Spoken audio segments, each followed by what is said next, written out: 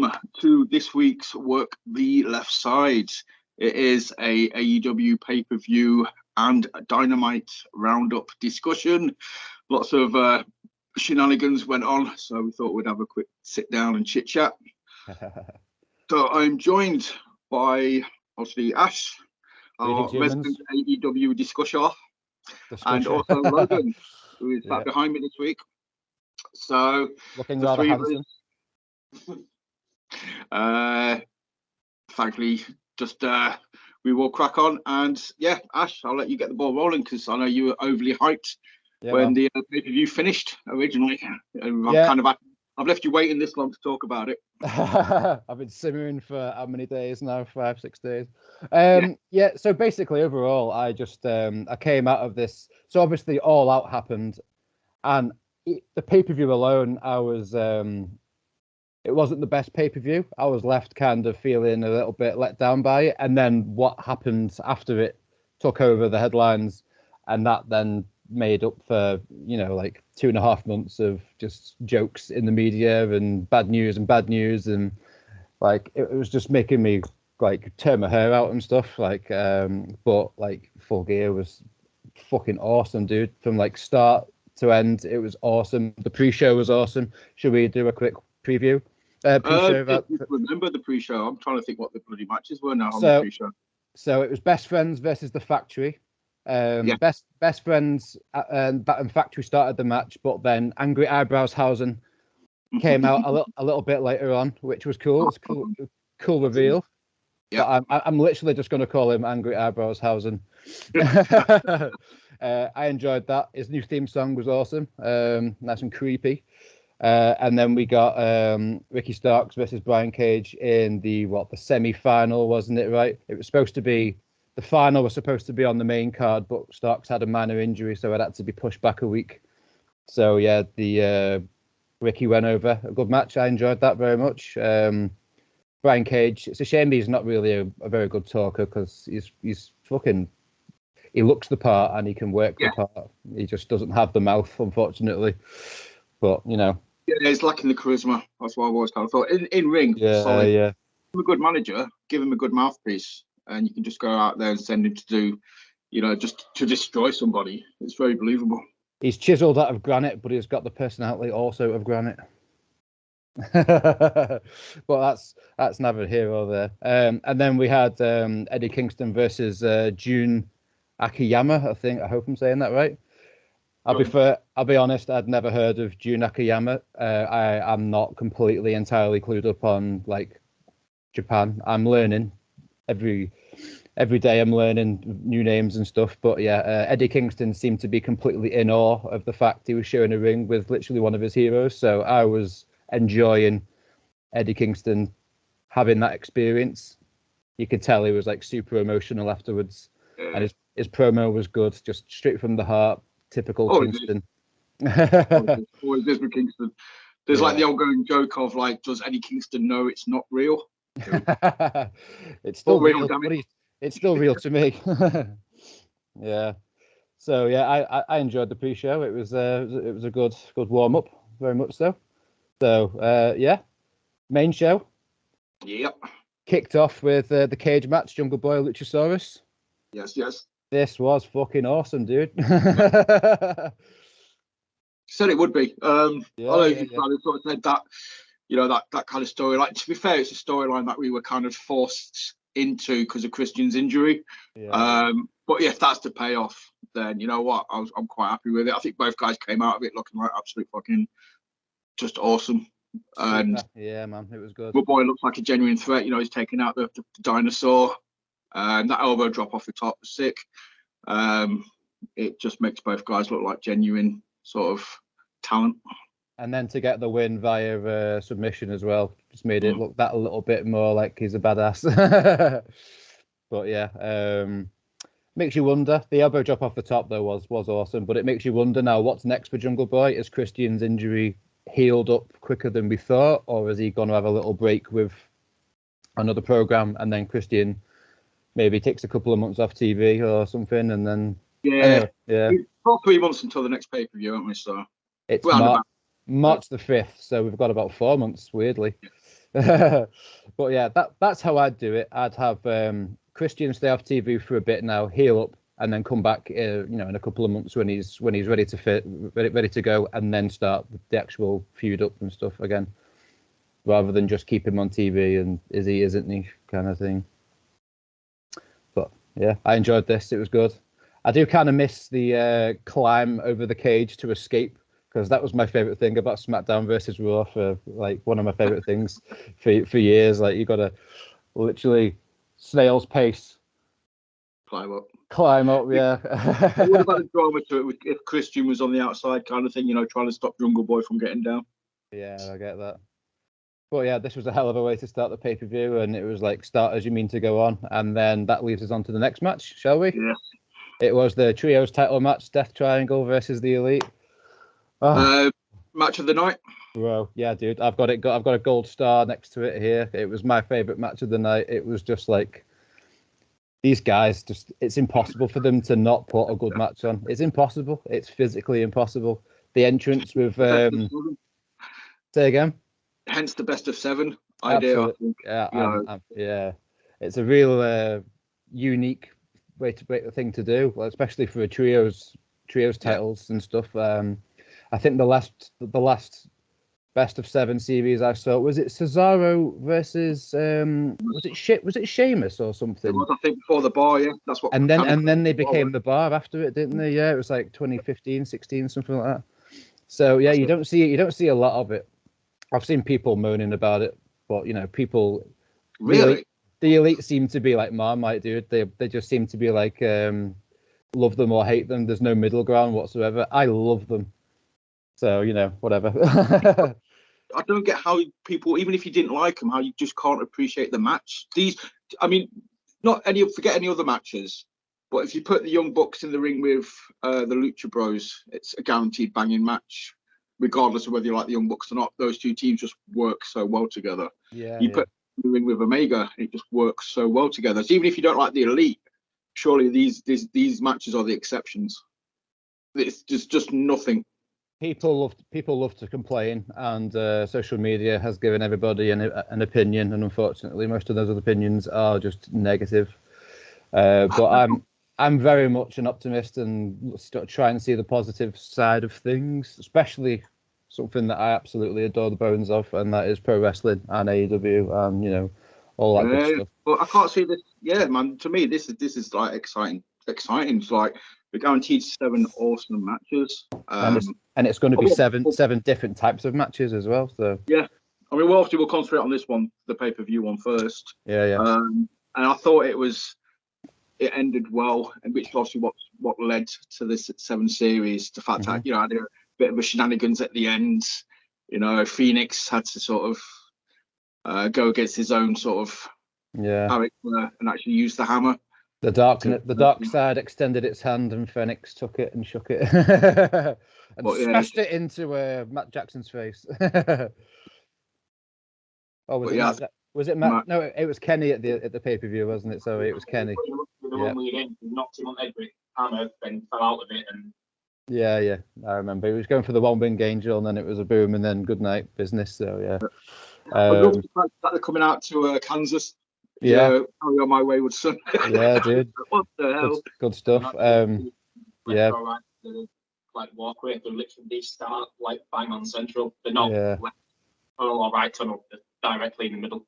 Great entrance. I was I popped for it big time, to be fair, but I've had a massive lack of Kenny Omega this year, and we got him back for, was it like 1 match, and then he was suspended for 2 months. So like, if I just get to see Kenny Omega, I'm a happy boy. It weren't a full match because he had like the suppression vest and stuff on. He weren't. He had a couple, didn't he? Was it two or three matches? Yeah. But, so yeah, seems to be 100%. So. Absolutely. The world's a better place for Kenny Omega fit and firing. It truly is.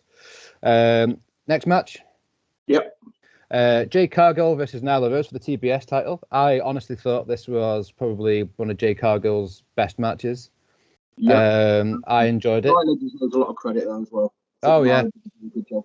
Nyla's tremendous. I think she's awesome. The entrance was awesome with the hydraulics in the car and stuff, like Eddie Guerrero coming out with Vicky Guerrero and stuff. That was awesome. But yeah, it was Jade Cargill. Oh my god, her outfit, dude. She was a Thundercat, bro. I was sat there melting, looking at her, just like, holy shit, incredible. Down, boy. Yeah. She must be a freaking massive nerd because she always seems to cosplay at the pay-per-views and stuff. Because she's done She-Hulk, she's done Storm, she's done Mortal Kombat characters. Now she's been a Thundercat. Yeah, and I appreciate that very much. But yes, she's still a work in progress with like the ring work and stuff. But I enjoyed this. I thought it was exactly what it needed to be. 10 minutes, just brawl. You know, Jade was like they're on the floor outside, weren't they, and stuff. And Jade doesn't usually do that. It's just bish bash bosh. See you later. To and it kind of slowed the pace down a bit after the trios match. Yeah, so it kind of brought everybody back down to earth and be like, right, okay, we're hitting reset. Let's crack back on again. Yeah, for sure. So yeah, I enjoyed the hell out of this one. Well, predictions. Previously, obviously, we predicted Jungle Boy would win. Shout out to Ryan, she's not here. When we did the prediction episode, we were wrong, obviously, about the Elite. All three of us called the Elite to win. Yeah, obviously, cool. They didn't. Nice to be surprised, though. Yeah, no, definitely. And yeah, we all predicted Jade to win this one as well. Yeah, for sure. So next match. Yep. Was the ROH title, Chris Jericho versus Sammy Guevara versus Bryan Danielson versus Claudio Castagnoli. Yeah, also very good, very high standard match. It's always going to be with those four guys involved. You got those four guys. I know we both don't like Sammy. Yeah. But the other three guys, and Sammy can go in the ring. So I enjoy his ring work, but yeah, just seems like a little prick in real life, and I find it really hard to like warm to him. Like, obviously, he's had a few things that have happened and stuff, but whatever. But yeah, he's awesome. Yeah, the match itself was awesome. I was loving the whole like, will they, won't they? You know, Sammy and Jericho had a few words and a few things to say to each other. I was enjoying that. My moment of the match though was when Claudio, I think he threw Sammy or something over the top rope, and then he turns on and it's a Busaiku knee from Danielson right in the face. It's like, yes, tremendous. It just worked so well. But yeah, it's also always going to be. I don't think the episode's been mentioned, but just a shout out to Claudio for a few weeks ago when he just freaking annihilated everybody, running around, then jumped back in, did the big spin. You know, he's just annihilated all of JAS. I don't think we did an episode that week, so I couldn't mention it. But yeah, Claudio's boss, man. That was also another moment of the match was when Claudio had Sammy in the big swing, and then Jericho jumps over Sammy and then gives him the spinning Judas effect, which was just like, holy shit. Fair play, man. Fair play. Yep, thoroughly enjoyable. I think we all said Jericho to win, didn't we? We did, yeah. Thoroughly enjoyable. There's a lot more left in this Jericho ROH title storyline. Oh, come on. We'll get to that when we discuss Dynamite. Yeah, man. Fucking hell. So yeah, next match. Yep. I've got here, it was Saraya versus Britt Baker. This was emotional, dude. It was she's had a rough 5 years for many reasons, so it was nice to see her back doing what she's doing. Yep. We said we'd go into it with low expectations but high emotion. Kind of thing. Yeah. Well, that's it. Like, people expecting her to be as good as Paige was 5 years ago pre-injury. It's just not going to happen. She's going to be ring rust. She's going to have confidence issues, and work your way back up. I was enjoying the match, but it seemed to end quite abruptly, in my opinion. Which I was wondering whether that was like time restraints, or maybe Saraya was just calling it like, I'm gassing out here. Maybe we need to call it. I don't know. I'm just probably a bit of both, to be fair. Both seem very, very likely and understandable. So you can't have her going for too long. She's not been, like you say, she's not been active for 5 years. So yeah. Saraya actually came out after the match and said like a big out of character thank you to Britt Baker for basically carrying her through this entire return to the ring and the match. So it just tells you that Britt Baker is an absolute star, and she is the top of the table for me in the women's division in AEW, and she's probably, I would say, top 3 in women's wrestling. End of story. There's a shout, yeah. At the current moment, at least, it always fluctuates and stuff. But yeah, yep. Anything else, or should we move on? No, I think you pretty much summed it up there. Obviously, we all predicted Saraya would win. There's no way she was losing.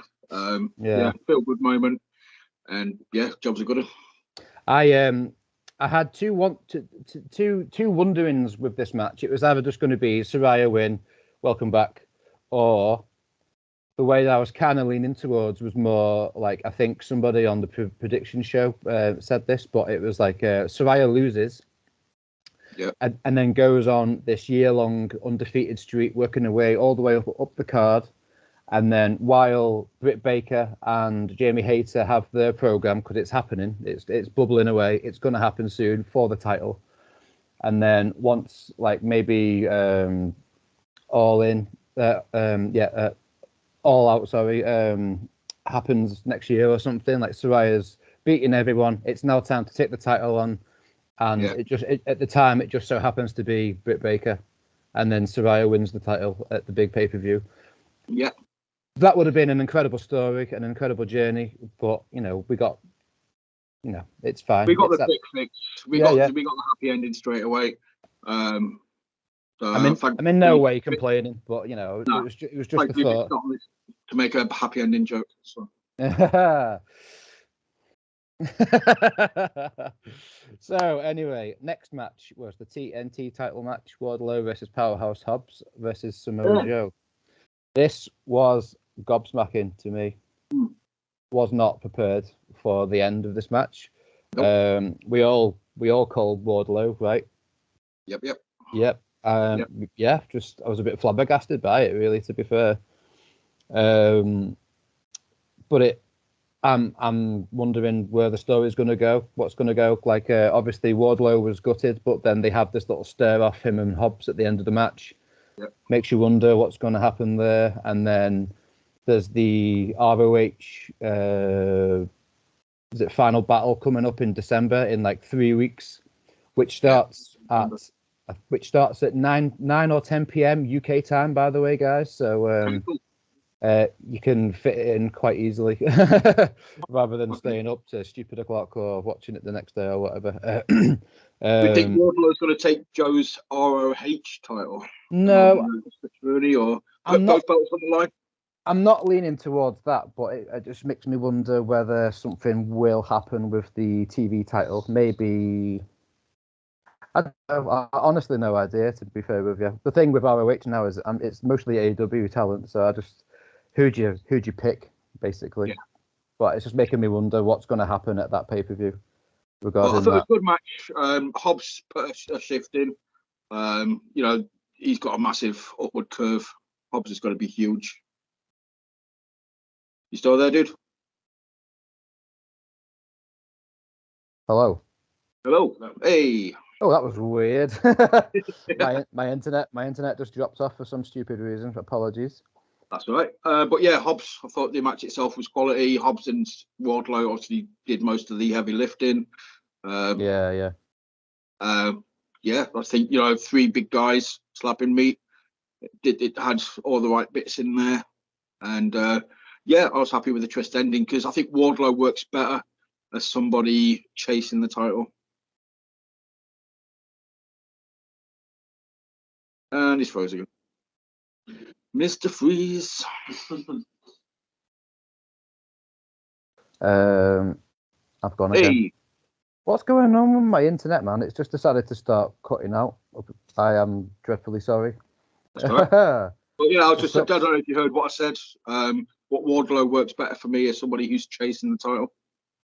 Yeah, I get that. it also makes me wonder whether, you know, with MJF being the world champion now. Sorry to like skip ahead and spoil it, but obviously there's a big storyline there to be had for the big one. So maybe obviously we've got the Winter is Coming title match, and then whatever happens after that could be Wardlow. Yeah. But yeah, I was legitimately slack-jawed at the end of this match. I was just looking at the TV, just like, what? What is happening? So yeah, it's good. It's nice to be surprised, but I was kind of not in for this surprise at all. Yeah, well, I think this is the second of 3 matches we all got wrong. Obviously, the first being the Elite, and then this one again. Yeah, we all called Wardlow, and then the next match we got wrong is coming up soon. I think might even be next. So, the match that came next on the card, because I've done it in order, because I am a super nerd. It was the tag match that nobody really wanted. The tag match that nobody really wanted, but ended up really enjoying. Let's be honest. It was so Jay Lethal and Jeff Jarrett versus Darby Allin and Sting. So did its job. Thankfully, Lethal and Jarrett didn't win. Yeah, so. I knew they wouldn't. It's I feel like every time Sting and Darby Allin tag team, they just always win. It's true. They probably lost one. They probably lost once or twice, but I just feel like they always win. And it did its job. I suppose Jarrett got a bit of screen time. I'd also had him in Sting. I didn't agree with the crowd. I don't think TNA sucks. TNA was awesome. TNA was awesome, and what Impact still is awesome. But it was just some grief to throw to Double J, wasn't it? I think the era of TNA that they people like remember Jeff Jarrett for was just mostly just not good times. Yeah, I'll say that. It's just with him being at the forefront. That dive by Sting though, I was slightly worried for a second because I thought he'd overshot it and landed on his head.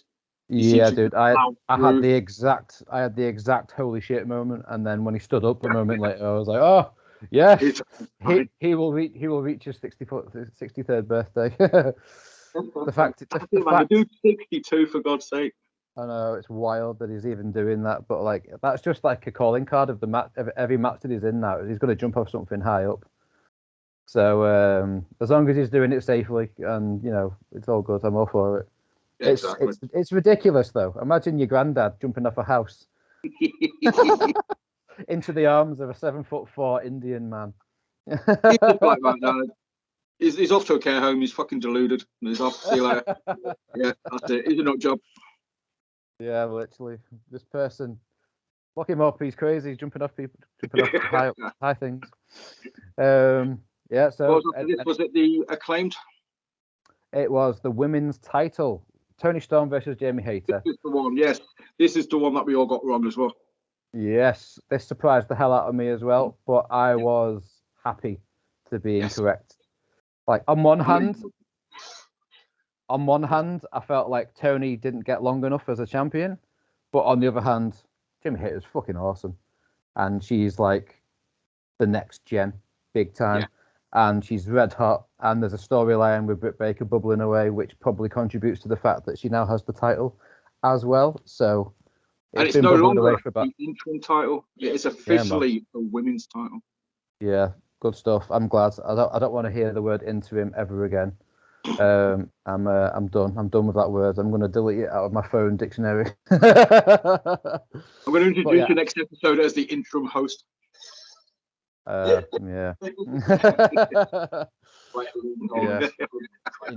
Interim host like alludes to the like. It sounds like you're not going to be there, and I'm tagging in for a little while you're not going to be there.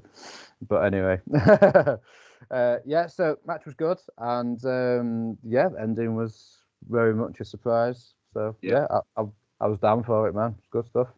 No, definitely, and I think Toni Storm seems to have had a lot of title defenses though in a short amount of time. So I think it was a short run. I don't know. On paper, Toni Storm's awesome. In the ring, she's awesome. But I think very much like the Thunder Rosa experiment, it failed as champ. I was expecting after Thunder Rosa, it'd go up a level with Toni Storm being champ. But it just seemed to maintain that level. But hopefully, with Hayter as champ now, we'll get story and in-ring action. Whereas previously it's just been quality in-ring action, but shitty stories.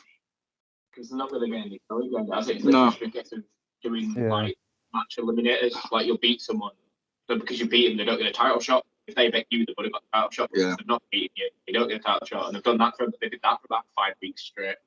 And it's like now it's Jamie versus Tony. It's like there's no storyline but I mean, I know there is storyline because obviously they mentioned that they used to be roommates back in the UK when they got because of the start of COVID. Then when they came back, then Tony came into the company, Jamie took no notice of it whatsoever. She's just like, I'm like, you spent the last 3 years of your life with me whilst we were locked away in the UK. Like, do I not get a hello? Sort of.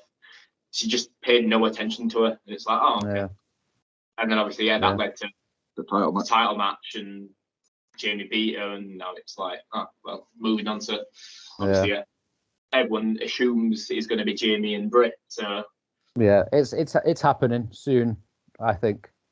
Like, but I think just while we're on Britt, like, she made that belt feel very special because, in my opinion, she's the total package. She is the finished article. She's ready, fully ready to be a world champion and carry a company's women's division on her back, kind of thing. Whereas all the other ladies are like awesome in their own regard, absolutely, but maybe aren't quite on the level of Britt Baker. So which is weird when you say it, you think about it. If you stop and think about it for a second, she's been doing this really at this level for 3 years, whereas the previous ladies have been doing it for a lot longer. Yeah. But I think Britt came into it and she polished off the character. She established the character before establishing her ring work, if that makes sense. Yeah, she's a much better character than she was a wrestler to start with. But now she's as good as a wrestler as she is a character.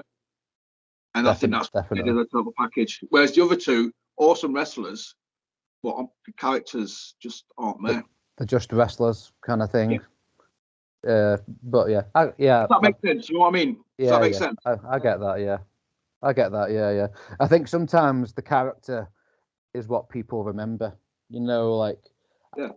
So, first example comes to mind. I'm not saying he's a bad wrestler by any stretch of the imagination, but Bray Wyatt, people are like well into his characters because they're so interesting, and his ring work, his mic work, so interesting, and there's always stories interlinking, and it's all very intelligent and stuff like that. But maybe his ring work wasn't quite as good as his mic work. But like, if your character's that good, ring work does become secondary. Well, to confirm that point, you think of Styx brought this up on the previous episode. Right. If you haven't watched it, go watch it. The top 5 wrestlers of the last 20, 30 years are not the greatest of wrestlers, but they're the characters and the moments you remember. Your Hogans, your Austins, your Rocks, your Cenas, your Roman Reigns. Yeah, you don't need to be great as long as your character is memorable. Exactly. Yeah.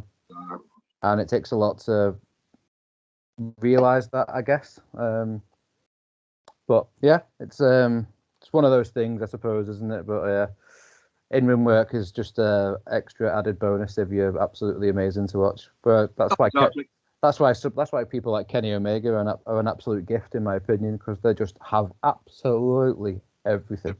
Yeah. Everything. And Chris Jericho, everything. Talking of moments and characters and things that are over, was it the Acclaimed next by any chance? Certainly was. Sesame Daddy Towers and Junior Towers. Yes, it was the Acclaimed versus Swerve in Our Glory. We all predicted the Acclaimed to win, right? And I think we also called the Swerve in Our Glory falling out. We did. I think Ryan called it, but also kind of wished for Keith Lee heel turn. Keith Lee. Which we might still get based on this week's Dynamite. It's interesting, yeah. I'm still very curious what's going to happen here. Like, I think maybe he might. Yeah. But I'm bang up for a feud program between those two guys. But heel Keith Lee is an interesting concept. I don't think I've ever seen that. Nope. So yeah, bagging match. The Acclaimed obviously retained. Yeah, the Red Hot. They're going to retain. They need to be champs for another couple of months yet.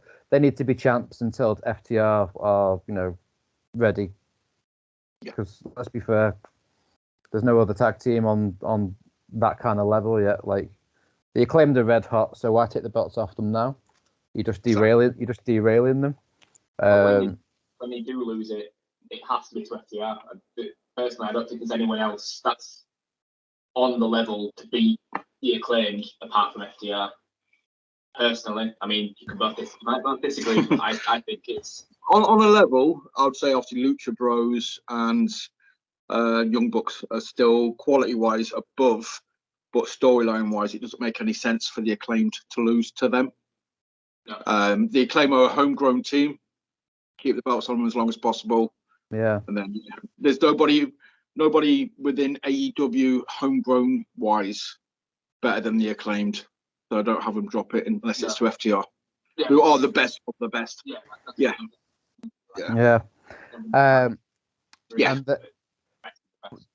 Do they drop the titles to a face or a heel FTR? I think it should just be a respect match. I don't want to see FTR as heels anymore. I think they've gone past that point now where they can't work as heels because they're just too. They like wrestling. That's exactly what I was thinking. So you just read my mind. Yep. So there. Riveting. There you go. It was riveting. Riveting. You don't want to enter my mind, Mr. Towers. It's a toilet. So then moving on to the final match of the evening, which was obviously the world title match, MJF versus Jon Moxley. All I'm going to do is, yay! Like, at the end of that match, the last 5 minutes or so of that match, I was literally stood up in the middle of my living room downstairs, just I fucking called it as well. I called it. You and Ryan both looked at me like I was a fucking mental patient when I said Regal turning. No. I called it. I thought it was a possibility, but I also was thinking maybe it could have been the firm or it could have been that. I was like, no. Regal makes for the better story, though, to be fair, 100%. But yes, it was just like, as soon as Regal came out, I was just like, motherfucker, yes, here we go. So, yeah. Doesn't need to cheat to win, but then he's the leader. He won by cheating because he threw in brass knuckles. Exactly. So you've told him he's a better wrestler. He doesn't need to cheat. He can do it legitimately, but then you help him do it non-legitimately, like by cheating. So it's like, but it's like the greatest trick the devil ever pulled was convincing the world that he didn't exist. And for the past 5-6 weeks, MJF's been doing the whole babyface crowd reaction. Just hamming it up like a babyface, and then boom, the big dastardly heel reveals his true colours. It was always going to happen. I knew it was happening, whether it was the Regal or the firm way. I'm glad it was Regal. But yeah, it just makes you very giddy. I was literally just stood in my living room, just like yes, trying not to scream the house down at 5 a.m. or whatever it was. Because I watched it live because I'm silly. But I'd be curious just to sort of see what MVF will get next week. Like you sort of said, I know the whole devil thing, but I think the fans will still opt for him. So I don't think he will be an out-and-out heel anymore.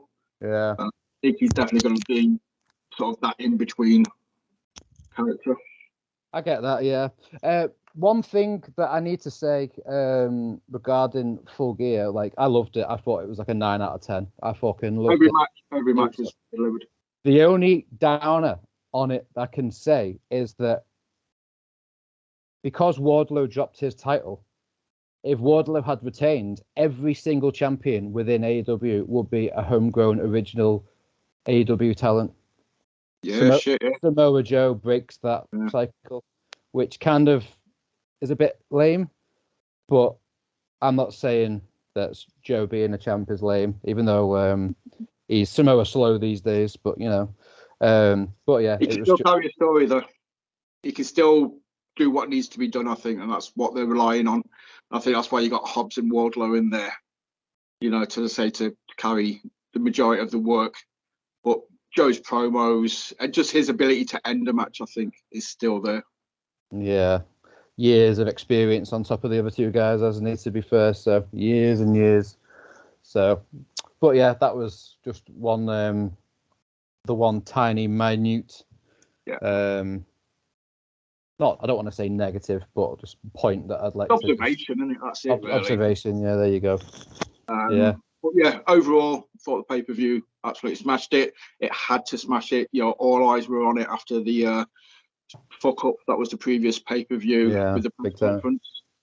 So any eyes that were watching it that were looking for negatives, I think they would have been hard pushed to find any. Obviously, they would have found some. You always find some if you want to look for them. But as a fan, for me, it delivered. It was a 9 out of 10 pay-per-view. Easily one of the. I don't want to say top 5 AEW pay-per-views because they've had some incredible pay-per-views, and I struggle to process them all quickly to verbalize as we record this. But it's up there. It truly is up there. So yeah, good shit, fellas. Good shit. It left me. I really enjoyed it. I think it's I said, probably one of the best ones in a while. Yeah. Up there in top 10. It's higher than most. Yeah, it left me buzzing, to be honest with you. Absolutely buzzing. When it went off air, I was ready for another hour because I was just like, holy shit, yes, let's go more. Which is what it should do. But it should also leave you gasping, ready for the next episodic episode of whatever program they put out. Which it did. I was counting down the days till I got to see Dynamite this week, which is why we're doing a pay-per-view roundup and a Dynamite sort of roundup as well, because after both are just so inaugural to each other, we've got to talk about both. Oh yeah, should we get on with the Dynamite roundup then? Yeah, man. For me, Dynamite was just an amazing episode of Dynamite this week as well. Knocked it out the park very much so. So it opened with Regal and Moxley and Danielson. Not gonna lie, I found this all a little bit cringy because Danielson was just stood between them, just like, listen, don't hit him. Listen. I was just like, is this the Acclaimed or is this Brian Danielson right now? It was a little bit cringy. I like the Regal and Moxley interactions, but I never thought I'd ever say anything negative about Danielson, but this is probably the first time that I'll ever say anything in a negative manner about Danielson. But it kind of ruined a little bit for me. He didn't need to be there. Like he was there for the sake of being there. He didn't need to be there. When you've got the likes of Regal and Moxley doing a promo face-to-face thing, you don't need Danielson there. Like they could have carried it without him. Like I don't see the reason why he was there. There was no need for him. I suppose the thing was he was there to prevent Mox from laying his hands on Regal because he is in such a bad way health-wise. The bleeds on the brain. If you listen to his podcast a while ago, like he explained that he nearly died. Basically, he was walking around with a broken neck and bleeds on the brain for ages. And he's a very, very lucky man to A, be himself, be walking around, B, still be working, all this stuff. Yeah. So I guess he was there to buffer any violence that might have happened, but it was just like, I want you to do one thing, turn around, walk, keep walking, and never come back. And I was just like, well, man. I might not like that. Walk away. I get my derogatory comments with Danielson being there is just, it seemed very repetitive. He could have just gone in there. If the respect is there within the BCC, could have just stood in between them and said, look, stop. Just let him talk. Or just let him let him walk away. It didn't need to go on. It went on for too long. They could have done it, but kept it short and snappy kind of thing.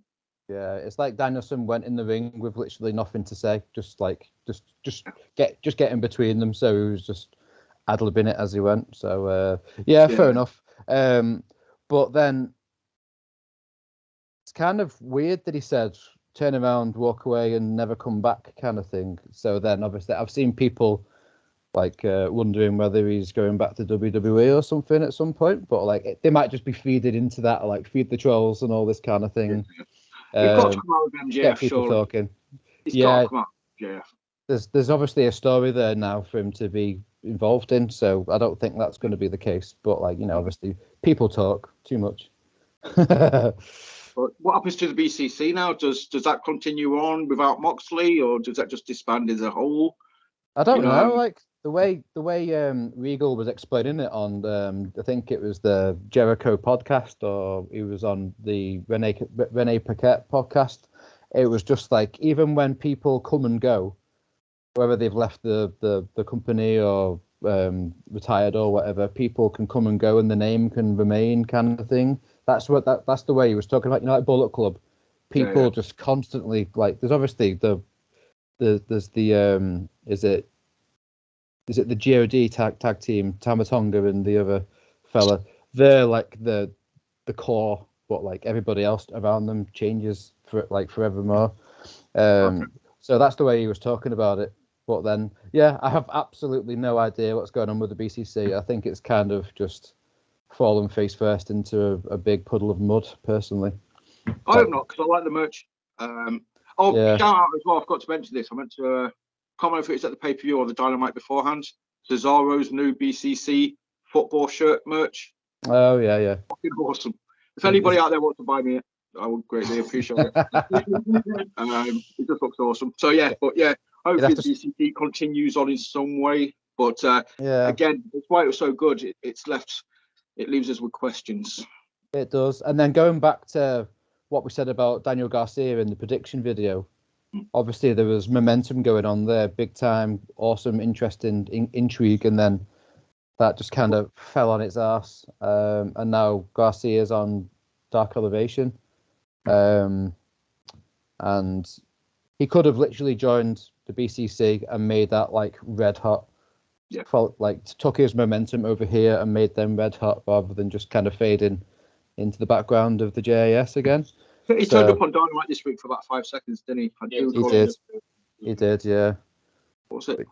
Maybe he's had a little injury or something. I don't know. We're not privy to all this information, are we? We just speculate. So during the main event, it was Jericho versus ECE in the main event, and that's it. So after the Moxley Regal thing, was it the trios match? So it was. So there was there a best friends match, or no? It was Orange Cassidy, wasn't it, versus Jake Hager, and then afterwards. He loves that hat. It's a nice hat. So then the best friends were at ringside, correct? And then out after it, the Factory came out, and then QT Marshall's mic cut out, and then you the fucking house did of black potatoes. Yeah, I got a little bit. This is where I'm going to put the Stan Marsh's scene picture from South Park on the screen, roundabout. Stan Marsh had his computer covered in the white stuff that about just there. There we go. So when the lights went out, I was like, oh, it's going to be Evil Eyebrows house, isn't it? Yeah. And then Julia fucking Hart was on the stage, and then I got very excited very quickly, and again, like, I was watching it at stupid o'clock in the morning, so I was literally covering my mouth, just like,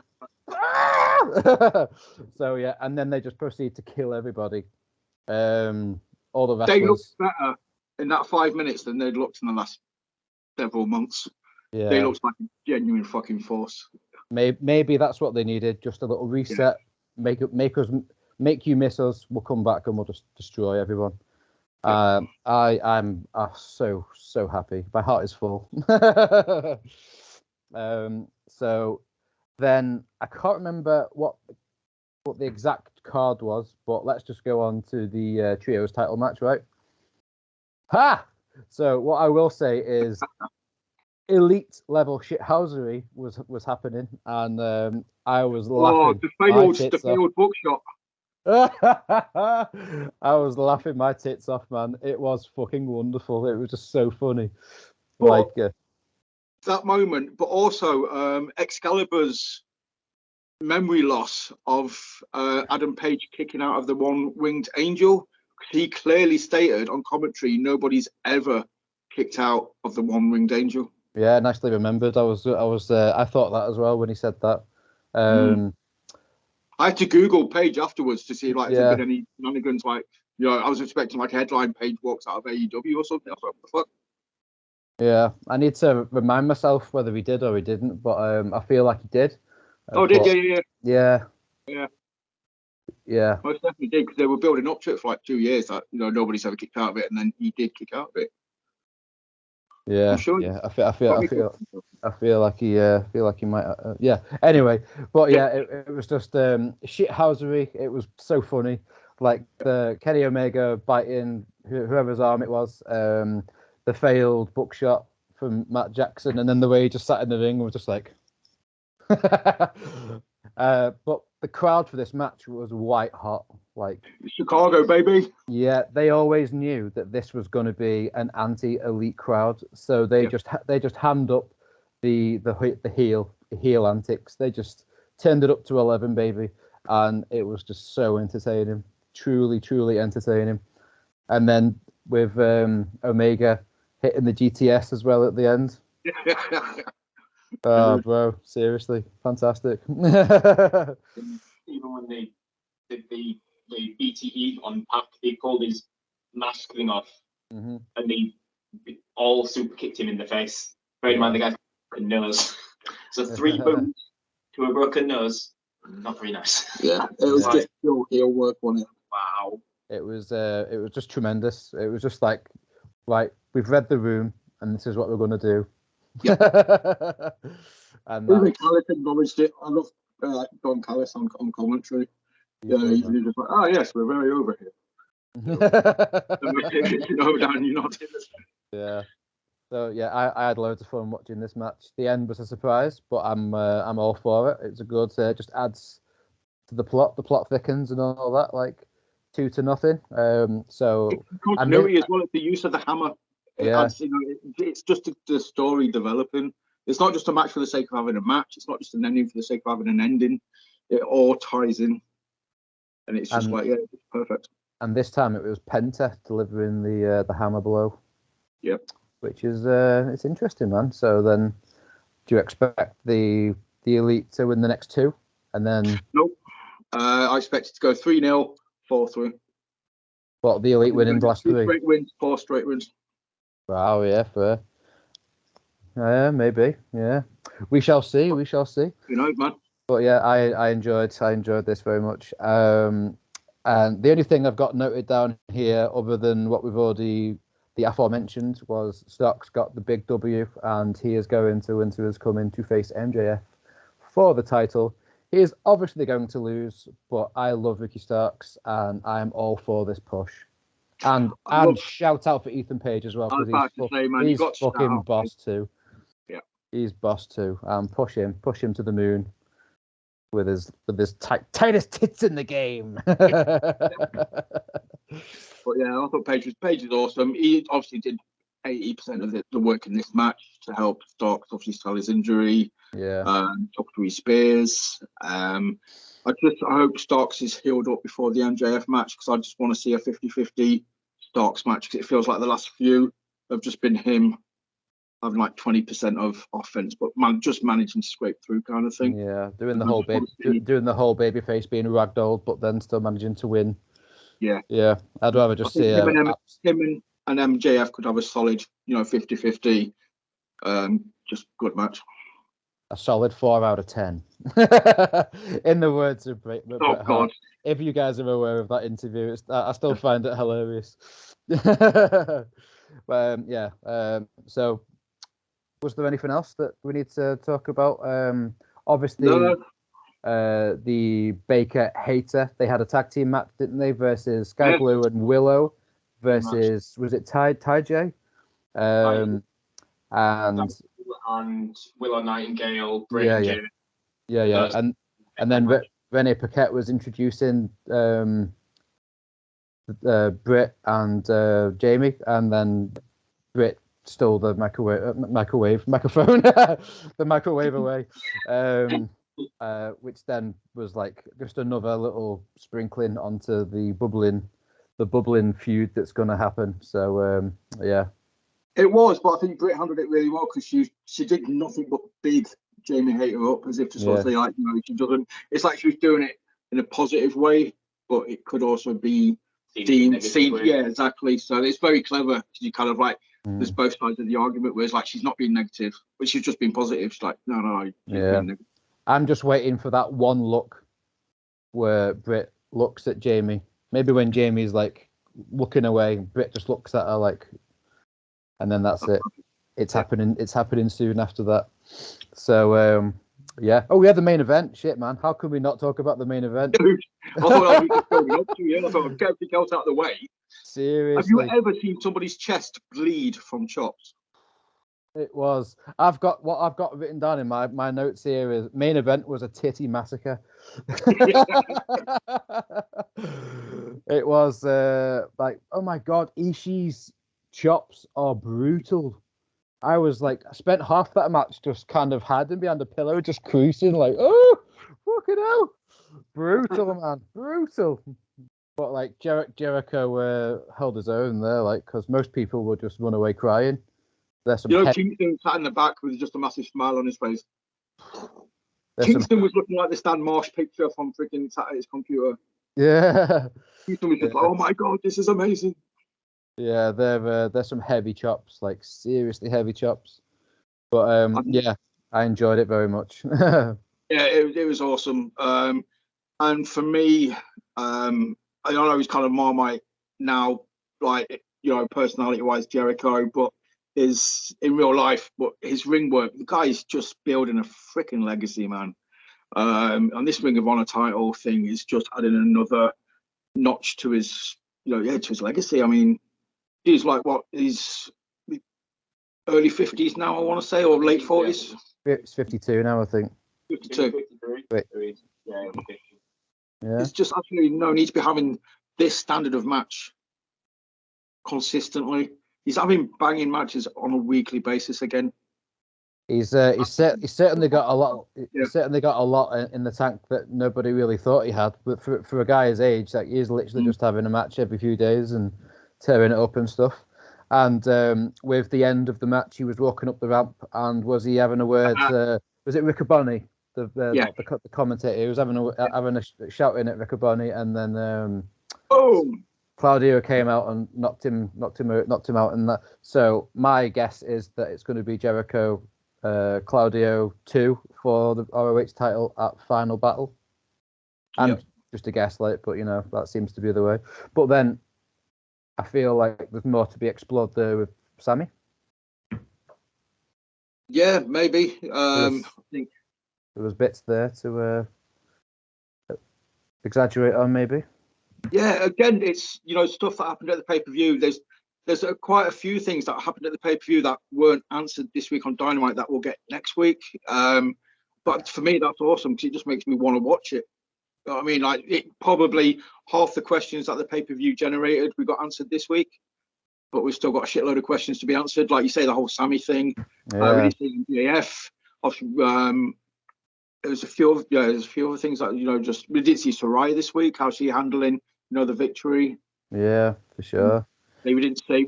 We had a Wardlow promo, but we didn't see Joe or Hobbs this week. We did not. So yeah, more to be seen. And before we wrap up, one thing I did mention earlier, that on the pre-show, it was announced that Takeshita is now officially All Elite, and is no longer on his abroad jollies from Japan. He is now officially US based and is All Elite. So yes, I am very, very happy about that. And I think they could use him in Ring of Honor very well. 100%, yeah, 100%. Give him the ROH TV title. Mm-hmm. Maybe. Yeah, that's down the line, definitely. I mean, yeah, him versus Hobbs, him versus Wardlow, him versus Joe. Yeah. Throw him into the triple threats, make it a fatal four ways. You've got 4 very capable big guys. Yeah. Also, while we're talking about Final Battle, it seems that it's going to be Mercedes Martinez defending against Athena, who is now a heel, by the way, if you've missed that. If you've missed that, it's been a Dark Elevation kind of thing. It just happened naturally. I was on Dynamite last week. She was on Dynamite last week, yeah, but the kind of heel turn kind of happened on Dark Elevation, weirdly. But again. On Madison Rain. Madison Rain last week. She beat her. Then she decided to attack her after the match, and then it was like, and then obviously Mercedes come out, attacked Athena. Was like, no, you're not doing this. Mm-hmm. So yeah, it looks like it's going to be, like you said, both of them. Yeah, I mean the Athena heel turn kind of happened on Dark Elevation, weirdly. I don't think it was planned though, because she had a match against somebody who was in their hometown, like a indie wrestler, and then she decided to work heel for the match because they were all cheering the hometown girl. I forget the woman's name, and then it was the match that was reported a few weeks ago for being like overly heavy-handed. I don't know whether you remember reading about that one. Oh yeah, I heard something about it. That was like literally where it started, and then like on subsequent Dark Elevations, and then Dynamite, like you've just mentioned, Logan. It's been building, and she's now like she's a nasty pasty heel. So yeah. Well, it's good because it might add something to the character. Yeah, Mike. I like her, but I was never overly interested in her. If she had a match, it would be okay, cool. But yeah, I won't watch a match because she was in it. Yeah, she can work, but again, there's like not really much of a character, really. But yeah, all good. I think she'd benefit from being ROH Women's Champion personally. Yeah, I do like Martinez though as champ. I think she just adds a bit. She just makes it very, very fucking valid. She has credibility. She just looks like an absolute force. If I saw her walking down the street, I'll cross over. I'll be like, nope. Yeah, nope. She's a beefcake, man, for sure. But also, with the interim thing, so obviously they've had interim champions for the TNT, the women's, and the world title. So then Mercedes Martinez was out injured for maybe 2 months or something, and they had no interim ROH Women's Championship. So inconsistencies, Mr. Tony Khan. It's not a big deal. There's no weekly episodic TV show to fill. So. It's not a big deal. It was just a little thought of mine. Like, so where's this championship been in the meantime then? On the sidebar, if there was a weekly episodic Ring of Honor TV show, would you be interested? Would you be hyped for, or could they just turn Rampage into Ring of Honor? No. I do think an ROH program will eventually make its way onto. I use Fight TV, and I know you do too. So it doesn't make a difference what the network is in the US because I will be watching through Fight. Yeah. So I will be watching on Fight. Like the last 2 ROH pay-per-views I've bought and watched on Fight. Well, watched one. We'll be watching the next one. So yeah, that's my go-to for wrestling these days. I do hope there is, and I hope that's why obviously Jericho's got the belt, just to get that little bit of name value when they're trying to sell it to studios. Because you've got guys like Dalton Castle out there, obviously available. You could build TV shows around him because obviously you have Danhausen play a bigger part on a Ring of Honor style show. I think Hobbs would benefit from a lot more TV time, and there's going to be a lot more TV time on ROH TV if it happens and stuff. Butcher and the Blade. Well, you got Garcia, you got those guys that would 100%. Be very, very welcome on Ring of Honor. You've got FTR as well because they're the tag titles, titles. So that's big names. Yeah. Yeah, for sure. So I do think there's quite a number of ROH talent out there, that AEW talent out there that will benefit from the ROH TV time. But they've got Bandino obviously on the books now. Obviously, ROH alumni, former world champ.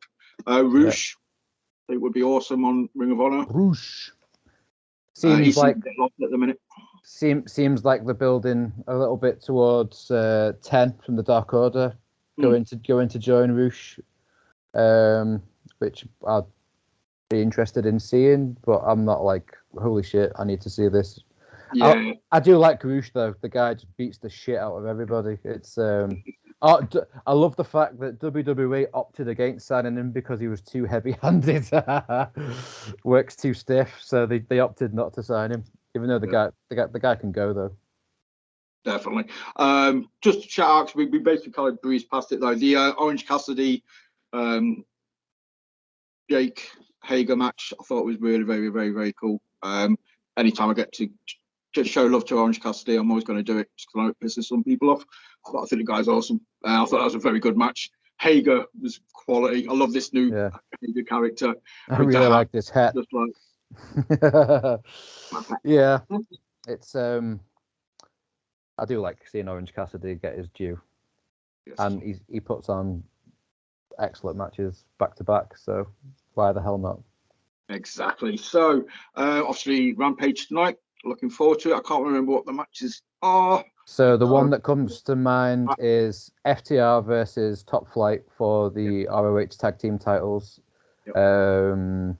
which will be stonking because it just will. Yeah.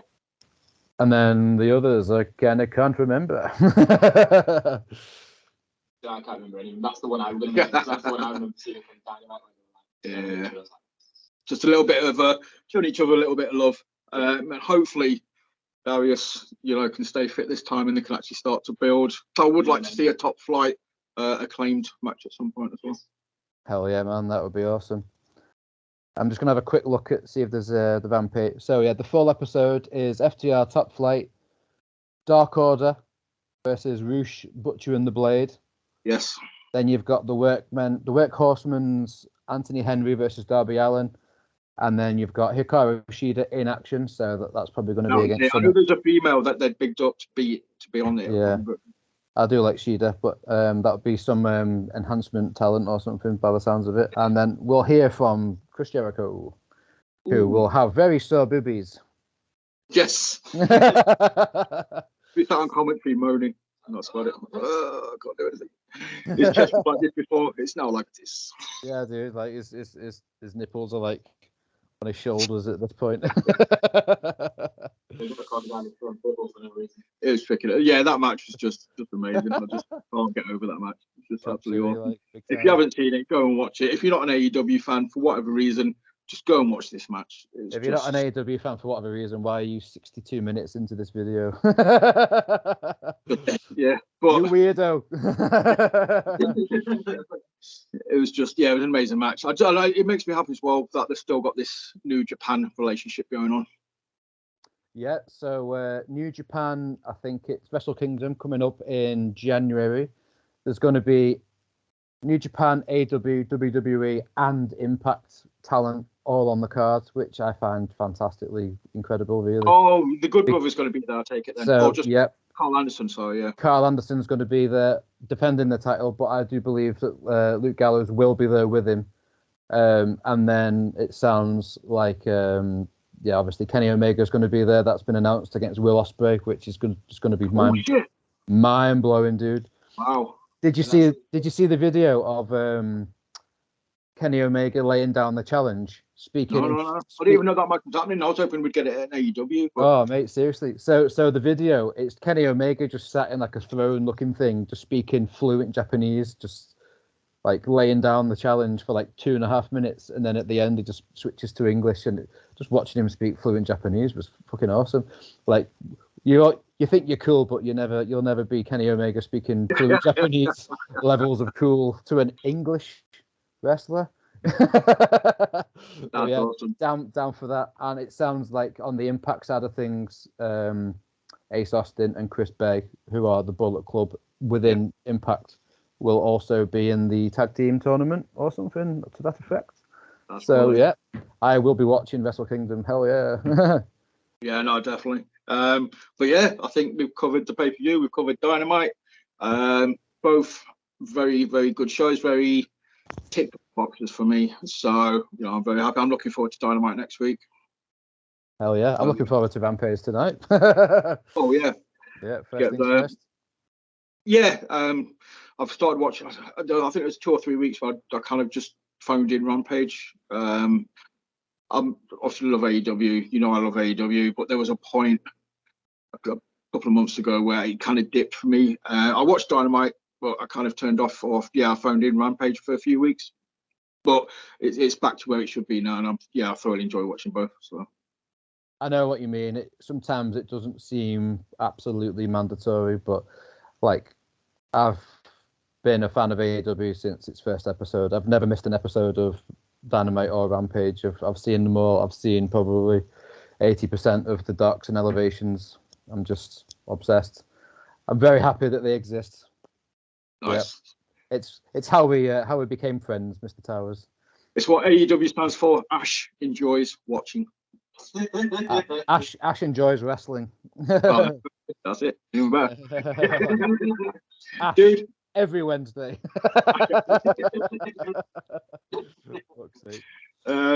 So yeah, thank you very much for obviously joining us on this episode. Sorry to keep you waiting so long for the to get all the pay-per-view goodness off your chest, but hopefully it was worth it. And we will see you very soon, Ash. Anything you want to close with? Any words of wisdom? A curse on those who do not like AEW. There we go. So thank you very much for joining us as well. And we will see you all very, very soon. Peace.